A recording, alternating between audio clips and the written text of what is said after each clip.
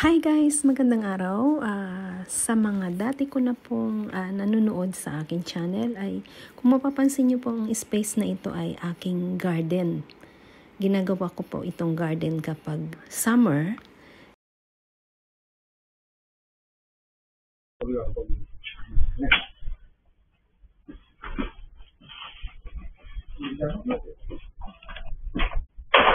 Dati, amari, pupurahin hindi ka, ay. And ngayon po ay, sa kasalukuyan po kasi ay nangungupahan kami ng parking space para dun sa isa naming sasakyan. And dati na kasi itong gustong gawing parking space ng husband ko para sa isa naming car. Dahil nangungupahan lang kami sa ibang lugar ng isang parking namin. Pero gusto ko nga kasi ay meron akong garden na napapagtaniman.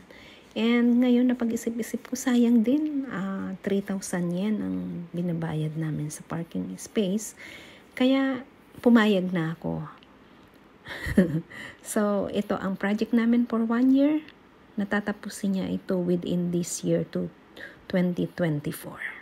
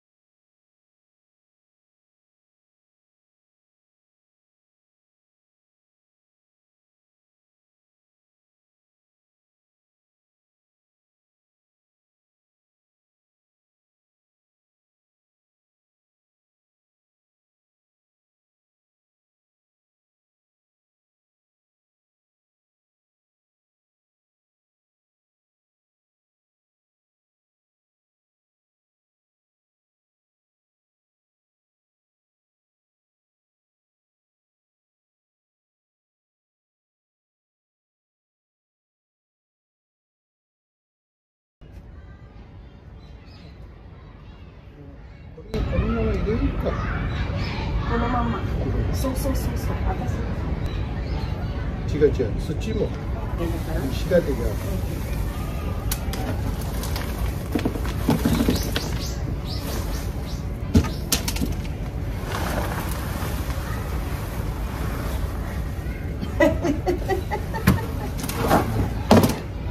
だったらもういらないじゃん。そのままじゃないの？違う、ちょっと大きい石が生えとるから。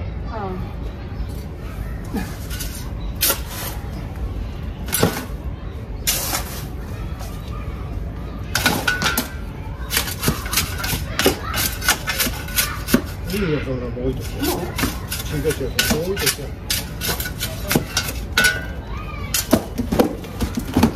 あと根っこだとかそんな。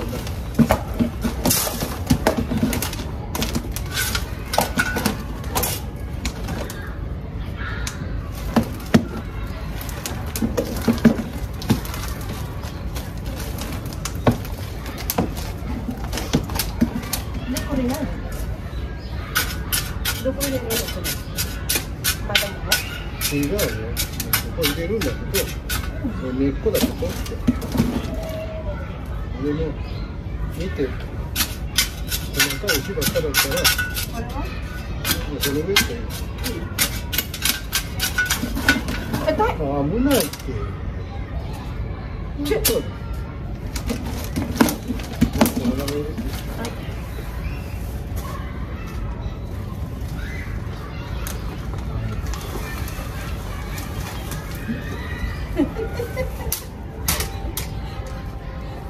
Ayan yung ginagawa namin.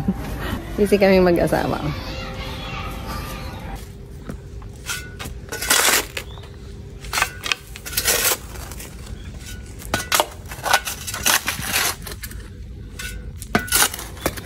Yan yung magiging, hindi namin alam kung ano ito. Kung saan ito nakadugtong itong pipe na to. Kung ito ba ay dead or live pipe.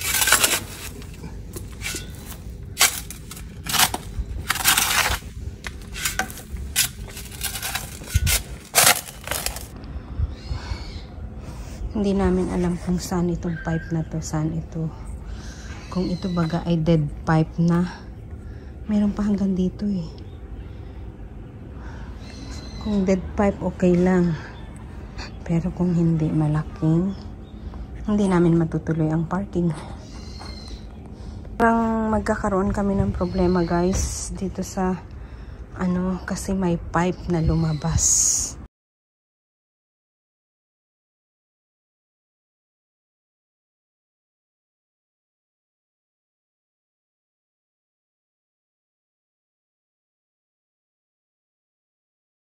Nakakatuwa lang guys, paminsan-minsan may dumadalaw siyang mga kaibigan at tinutulungan siya sa paghahakot ng lupa. Yun nga lang, mga matatanda na nga kasi sila. Maswerte lang ako na pinagkalooban ako ni God ng healthy at very energetic na asawa. Napakasigla niya. Dito naman guys sa farm namin, hinahakot yung mga nabubungkal naming lupa doon sa aming ginagawang parking. So, dito namin siya tinatambak kasi malaki naman yung space namin dito. Yung kaya kong buhatin, ako magbubuhat. So, ganito yung routine kapag day off ko. Pero pag may pasok ako, syempre, siya lang mag-isa. Mga 7 to 10 minutes by car away itong farm namin mula sa aming bahay. Kaya kung tutuusin guys, wala akong day off. Kasi pag day off ko, tinutulungan ko siya. Ayoko namang nakahilata ako. Siya nagtatrabaho, diba? Medyo malayo na nga lang sa aking bahay, kaya bihira ko lang madadalaw. Pag day off lang siguro. Siyempre, pag sa tabing bahay ko, every time, makikita ko ang paglago ng aking gulay. Ito, pag day off lang talaga, madadalaw.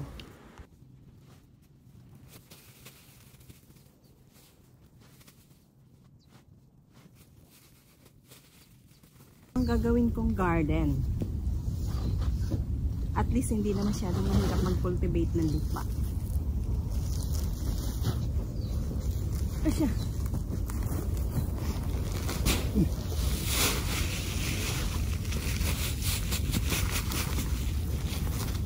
Tulad nga ng nasabi ko guys, itong parking space project na ginagawa ng asawa ko ngayon is 1-year contract daw niya to. Kumbaga, hindi niya minamadali kapag okay ang katawan niya. Minsan 4 hours a day, 3 hours a day, 2 hours a day. And kapag umuulan, syempre, pahinga. Katulad nitong February, maraming tugan. Kaya marami siyang pahinga. So, i-update ko lang lagi kayo sa mga kaganapan dito sa aming ginagawang parking space sa tabing bahay namin. And syempre po, thank you very much for watching, and until my next vlog. And siya nga pala, kung hindi pa po kayo nakakapag-subscribe sa aking channel, baka naman. And always remember that health is wealth, kaya bawal magkasakit. May God bless us all.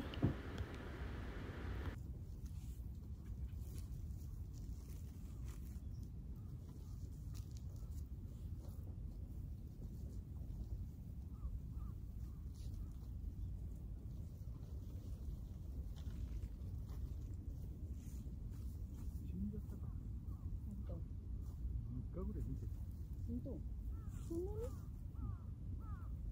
Sino nga kaya naging tinda?